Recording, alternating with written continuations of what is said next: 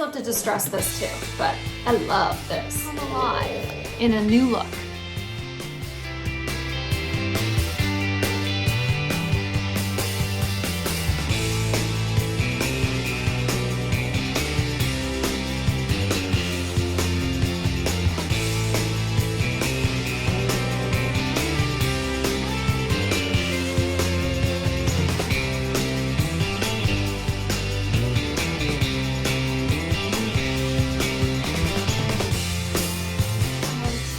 Very sweet, and I usually bring Biscuit down here to do my sign off. Well, tonight I'm going to bring Bacon, right? Hi YouTube, it's Bethany from Madeline Jean Antiques and Restoration. In this video, I am going to show you a start to finish process of me, hopefully, fingers crossed, fixing a broken dresser and revitalizing it. Now, I got this dresser free from someone local in my area.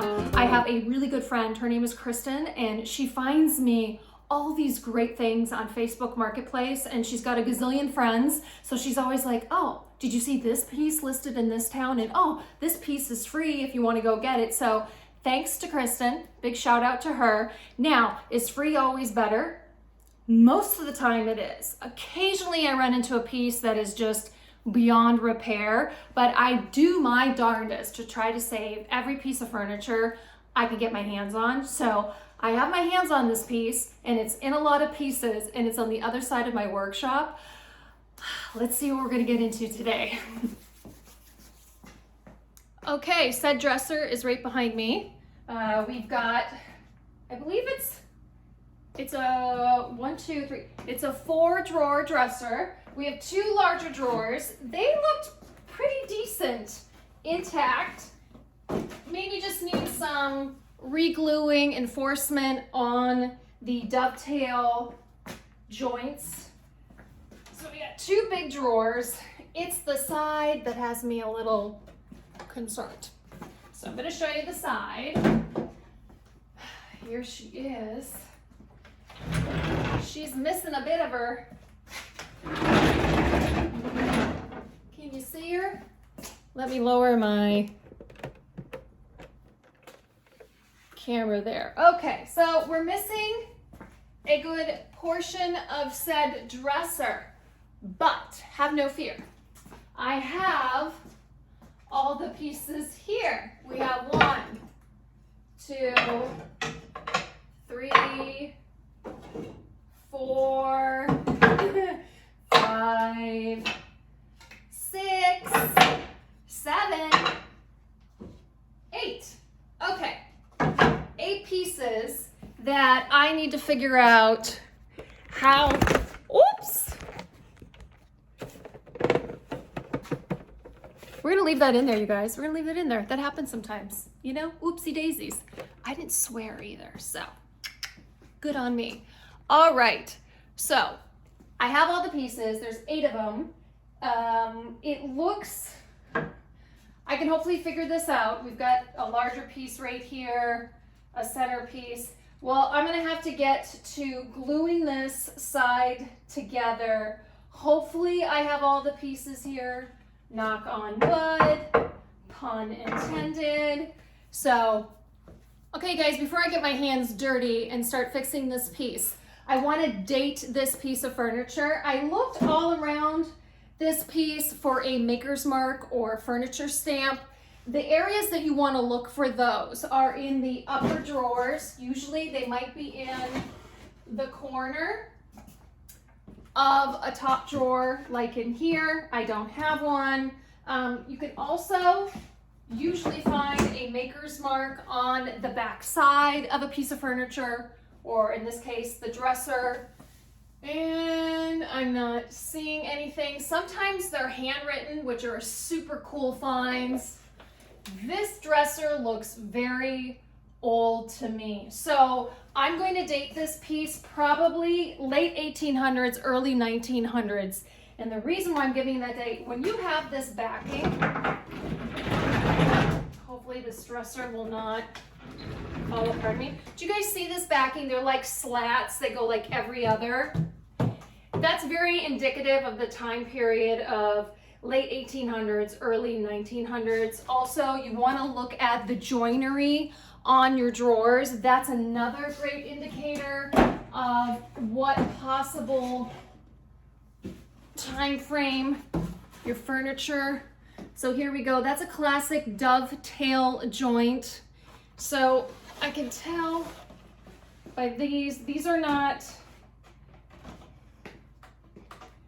hand chiseled. So we're probably looking more on this dresser, probably early 1900s, I would say. The other thing that you want to look at is hardware. Hardware is a great indicator. These handles on this dresser that are like this, the middle part can kind of come out, and we got these two posts here.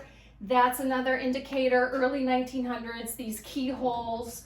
What's a great thing that I use to help me like figure out and be like a furniture detective, I have Google image search on my phone, and I love taking photos of the furniture that I've acquired, and then I put it in that Google image search, and sometimes a similar dresser or similar hardware will come up, and then I can see and get an idea of the approximate year that it was manufactured. Most of the time I can't get like a pinpoint like, oh, 1905, but I can get an idea at least within a certain time period of 20 years or so of when a piece was made. So I'm gonna say this piece, probably early 1900s, probably between like 1900 and 1920, that's pushing it. Maybe 1900 and 1910, I would age this piece of furniture. Okay, speaking of hardware, I took one of the screws out of the back of the handles. Another helpful indicator when you're looking to age the piece of furniture that you have, the Phillips head, the Phillips screw was not patented, I think, until like 1932, and then 1934 is when they were first starting to be used. So if you have Phillips screws on a piece of furniture, you know that it was most likely made after 1934. If you have flat head screws that look like this, that have just a straight line, that's a flat head, you know that that was made, your piece of furniture was made prior to 1932. So that's another way to really kind of zone in on the time frame on a piece of furniture. I just wanted to add that in there because that's also one of my biggest things that I look for are the screws, and that helps me date a piece of furniture. In this time-lapse video, you're gonna see me glue this broken side together. The product that I'm using, it's by LOCKTITE. It's called Power Grab All-Purpose. This stuff sets in like 15 minutes. I absolutely love it.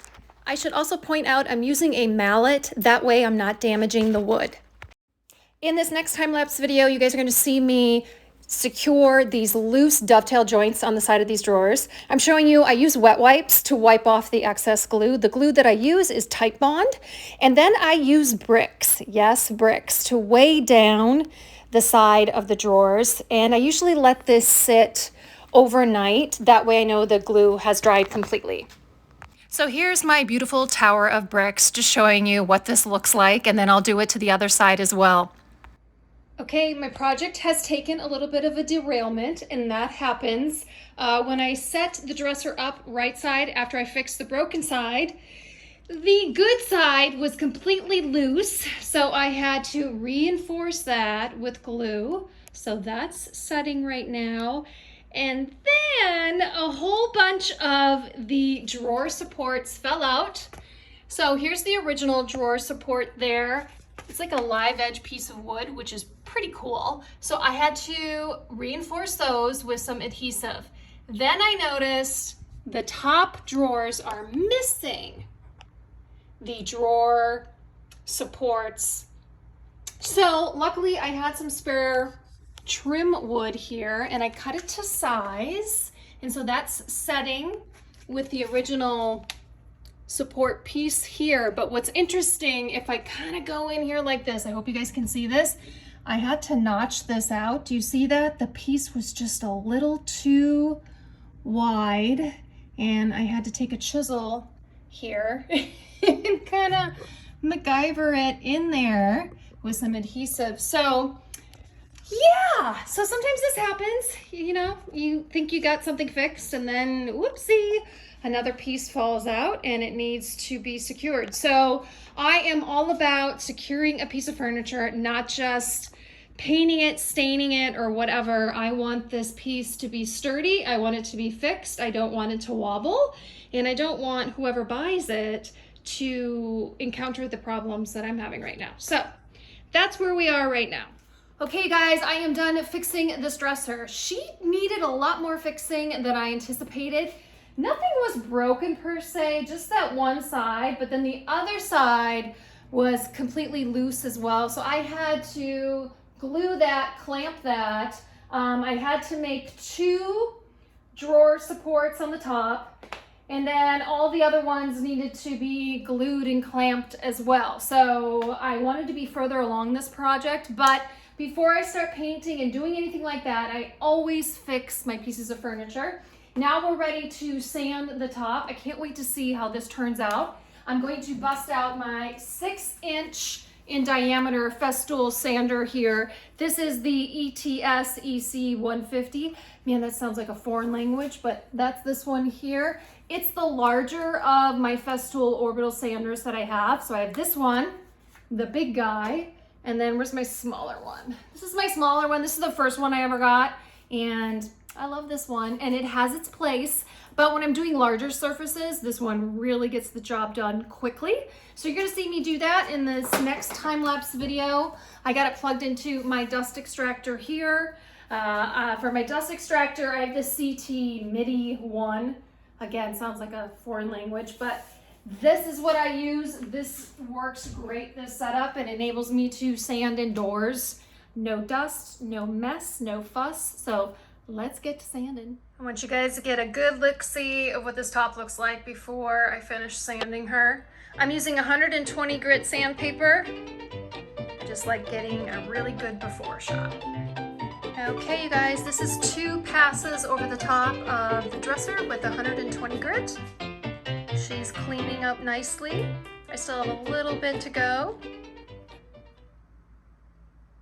But we got some nice solid oak wood grain underneath that old finish.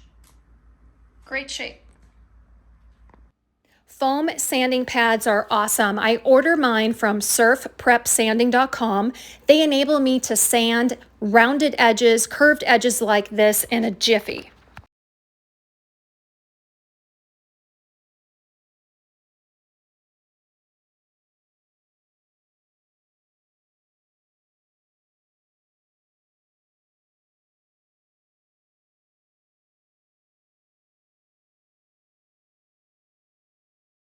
Okay, my favorite part is coming up right here. I finally get to paint this dresser.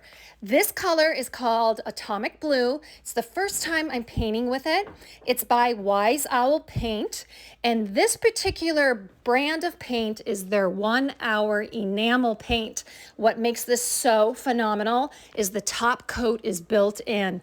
I love that it has the top coat built in. It saves me time. It adds a level of durability to a piece of furniture. And this color is unmatched. Look at this bold blue color. I'm absolutely in love with this. So I'm showing you, this is what the first coat looks like. Obviously, I'm gonna need a second coat. I'm hoping, because this color is so dark, I'm just gonna need a second coat, and then I'm gonna be done painting this piece of furniture. I also wanna point out the brushes that I use. These are the Klingon brushes. Absolutely love these brushes. They're the only brushes I paint furniture with. Again, I'll post a link under the video description of all the materials that I'm showing you here today. Okay guys, I am here a couple days later. Life got busy over the weekend. I am here to put the second coat on of the Wise Owl 1 hour enamel. Now normally you can paint and do your second or even third coat within hours. That's what's so great about this paint. It dries super fast. But I just had to wait a couple days just because I had other things going on. So you're gonna see me in this next time-lapse video put the second coat on. I'm loving this color so far, and I think I could probably do this in 2 coats. So usually the lighter the color, you have to do more consecutive coats. So hopefully with this color being as dark as it is, a second coat will suffice in this case.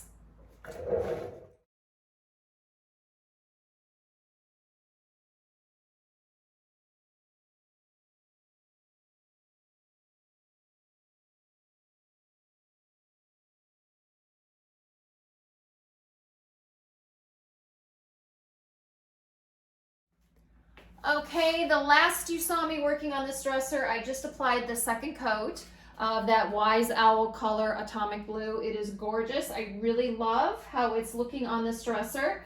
I've sanded the top, I've sanded the drawer fronts on all the drawers, and now it's time to stain. It is late here. I don't even know what day it is. It's August 15th, but it's midnight. I do a lot of working late at night when my kids, or it's just my daughter, is home. And this is when I like to work. I feel like I can just kind of disappear from the world and dive in. So before I use an oil-based stain on this dresser, this is oak, I'm going to use a pre-stain wood conditioner. I like this one by MINWAX. So if I'm going to use a water-based stain, I will usually use a water-based wood conditioner. In this case, I'm going to be using an oil-based stain, so I'm going to be using an oil-based wood conditioner. Wood conditioners are great. They prep the wood for the stain. If the wood if you kind of know the characteristics of different woods, some take stain better than others. Some woods are more porous than others, and you can get like a blotchy look to your stain. You don't want that. That's when the wood conditioner comes into play. So I'm going to do this on a time-lapse video. You're going to see me apply it with a 2-inch foam brush. I'm going to let it soak into the wood. Any excess that kind of remains on the top, I just wipe it off with a clean towel, clean rag. And then I let it sit for about 15-20 minutes, and then I'm ready to stain. So that's what you're going to see in this next time-lapse video.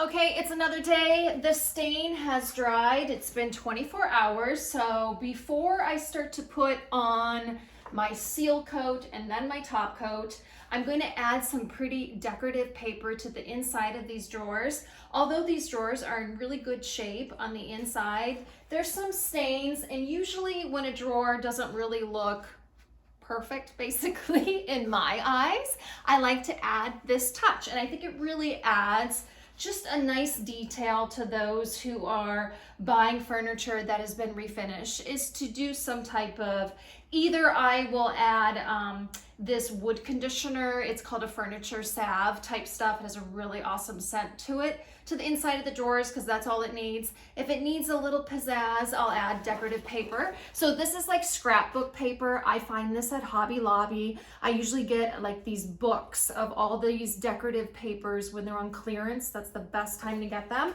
And this particular book that I bought, it's all blues. So I'm like, this is perfect for this dresser. So I have all these different designs. This one and this one, they're so pretty, and they're gonna match this dresser perfectly. So in this next little time-lapse video, I'm just gonna show you guys how I put in decorative paper like this. So the product I do use is this, it's called Roman Pro 543 Universal. It's wallpaper and border adhesive, awesome stuff. I get it at Lowe's. You can also get it on Amazon. Anything I'm mentioning in any of my YouTubes, I do list products. If you want to go find them on Amazon, they'll be in the they'll be in the video description underneath this video. So you can go check that out. This stuff works awesome.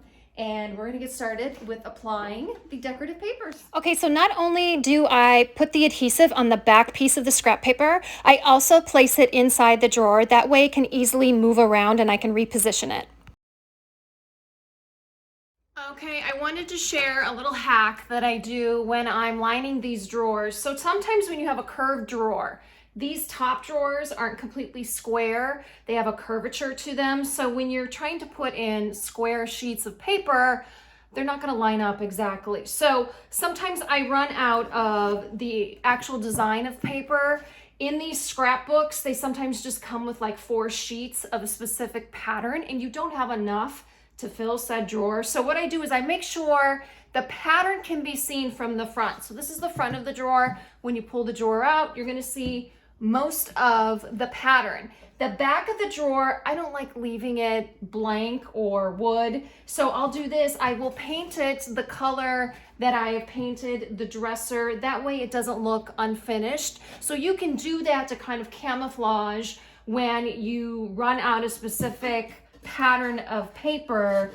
You can paint it on the inside so it still looks complete. That's what I do. I know some people just leave the wood. That's fine too. But I kind of like making it look like it's complete, at least finished in my eyes. So that's what I do in those cases. I got the first top 2 drawers done completely. And now I'm gonna do the bottom 2 drawers, which are nice and square, but I'm gonna run into that same problem with these bottom drawers. This particular scrap paper, there's only 3 sheets for each pattern that I have. So I'll place those in there, and then I'm going to have a strip in the back of the drawer that I'm not going to have enough paper for, so I'm going to probably end up painting that strip. I applied this product before I apply my top coat. This enables me to know confidently I'm not going to have any issues with fisheye, and that I'm going to get the absolute smoothest finish. Here's what the top of the dresser looks like after the first coat of seal coat. I applied it on the drawer fronts as well. It goes on super easy, super fast. I use a 2-inch foam brush with a nylon bootie on it. I can show you right there. That's what it looks like after I'm done with it. And what's great about this seal coat, it dries insanely fast. So I will be ready to put the second coat on here within 15 minutes to a half hour. And then after that, let that second coat dry, and then I can apply my oil-based poly. So she's looking very good. I'm very happy with the progress, and I'm gonna keep plugging away. Okay guys, it's the next day. Both coats of my seal coat have dried, and now that's the stuff here, in case you forgot. Now I'm going to, before I apply my oil-based top coat, I'm gonna go in lightly feather sand. And when I say feather sand, I did a whole YouTube video on this. I'll post the link below the description in this video in case you wanna go watch that. I go in depth what it means to sand in between coats. But basically I take a felt block, I take 400 grit wrapped around that felt block, and what I'm gonna do is I'm gonna go from one side to the next and just lightly feather sand the seal coat. I'm not going to go through any of the layers of the seal coat. That's why it's so important. It's just a light feather stroke. I'm going to show you how I do it. Just like this, back and forth. I don't stop and do this. It's very light. And I'm going to do that on the drawers as well. Once I get that completed, I'm going to apply my oil-based top coat. I apply that with a 2-inch foam brush with a nylon bootie wrapped around it, just like I applied the seal coat. Here's a little tip that I just recently started doing in March of this year.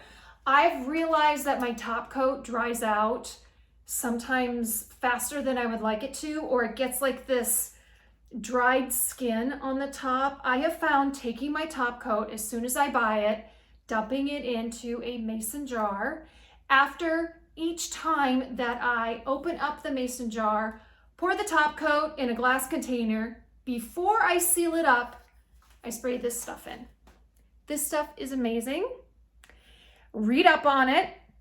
It's good stuff. It eliminates thickening and skin over. It's a gas system that prevents damage from oxygen or moisture. This stuff is amazing. It's about $15. I got it at my local woodcraft store. What I do before I put the lid on, or when the lid's kind of just barely on, it's like air in a can basically, and I do, and then I seal it up and it keeps it tight. No moisture, no oxygen. And I've had this top coat since March 21st of this year. It is now August, and you can see there's no skin over. It still looks fresh. And this way I'm getting all of my top coat used. I've noticed in the past, if I kept it, let's just say, in a can like this, number one, I would never know how much top coat do I have left. I can easily see it in this mason jar. But then I also noticed at the bottom, I was losing probably 1/4 of my can every time I bought top coat, just because I was never able to seal it really well after opening and closing and opening and closing. So there's my tip on how to keep your top coat really fresh. So in this next time-lapse video, you guys are gonna see me apply my top coat. This is General Finishes High Performance. No, what is this? Nope, that's my water-based. This is my oil-based, sorry. General Finishes Armor Seal, that's what it is, in a gloss finish. Sorry, I've got a lot of top coats going on. So this is oil-based, and this is by General Finishes. Normally, I dump my top coat in a separate glass container and work from it, but since I have so little left, I'm kind of taking the lazy way out and just dipping right there in my mason jar. I apologize, this time-lapse video is going to cut out short. My camera just decided to quit recording. Okay, you guys, this concludes this tutorial, and start to finish, you got to see me refinish this dresser. When I do videos like this, they run on the long side because I am trying to share and teach as I go along, and I try to speed it up as much as I can, doing as many time lapses as possible, but it's a long process. But she's done, she's beautiful. I am so happy with how she turned out. You gotta try this color. Again, it's Atomic Blue. It's by Wise Owl. It's their 1 hour enamel paint. And what I love about it, it dries fast. You get great coverage. This was only 2 coats. And then the best part, you don't need a top coat. It's phenomenal. This is Bacon. He's one of our 2 Chihuahuas that we have. He's the heavier set one. Aren't you, Bacon? Topping in at, what are you now, 14 pounds. He's a little chunk. But I usually bring one of my Chihuahuas down to do the sign off. It's either Biscuit, our older Chihuahua. He's the tiny one. He's white. He's about 5 pounds. Then we got this guy who just turned 2, and he's just a big love bug. We love him so much. So you guys, thank you for watching. In my video description, I'm gonna list all the products that I used. I'm gonna try and remember all the products that I used to refinish this free dresser, which I'm hoping I'm going to flip for around mid-500s, I believe so. I mean, this wood, this oak wood, turned out phenomenal. I'm just really pleased that I was able to save this piece, because it was steps away from being, I believe, taken to the dump or burned. So I'm happy that someone new, hopefully, will be able to enjoy this piece. So if you are following me already here on my YouTube channel, thank you so much for tuning in. If you're new to my channel, please hit the subscribe button. It's in the lower right hand corner, it's red. But along with doing that, you need to click on the bell. The bell will ensure that you get notified every time I upload a new video. So I've got some other videos in the works right now. I am busy. So I'm going to quit chatting. And oh, you can find me on all my other social media platforms too. I'll put them up here: Facebook, Instagram, TikTok. I'm kind of everywhere. So until I see you guys again, what do we say? You haven't been down here to help me do the sign off in a long time. What do we say? We say toodaloo. Yeah. Can you say toodaloo? You're being so good. All right, guys. See ya. Bye.